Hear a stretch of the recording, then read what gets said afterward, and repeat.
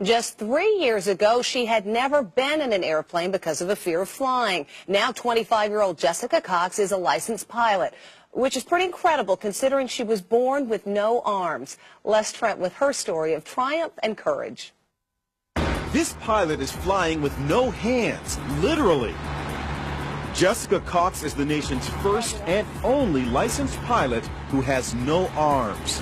When I tell people that I'm a pilot, they're like, what?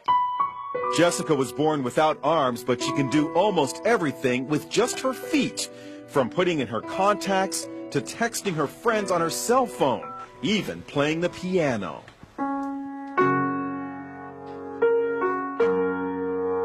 Jessica has a black belt in Taekwondo.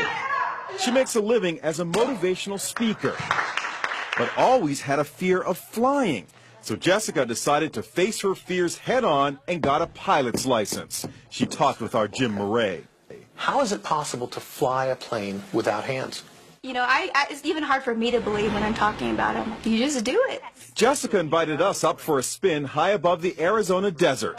Her lucky flying shirt reads, "Look, Ma, no hands." She showed us how she controls her plane. And I would have my right foot right here on the yoke, and my left foot here on the throttle. And I'm using my big toe to push on the push-to-talk switch. So you feel perfectly safe? I do, yes. Is there any issue of safety at all? You know, there's not. After, an hour, just like driving with her in a car after an hour or so, you don't even really realize she has no arms. Our cameras were mounted inside the small plane to see Jessica in action. Watch as she takes off. Jessica uses her left foot to control the throttle. Then her right foot pulls out the wheel as she lifts off.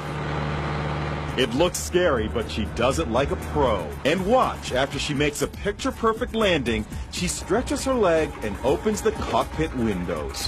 How was the flight? That was fun.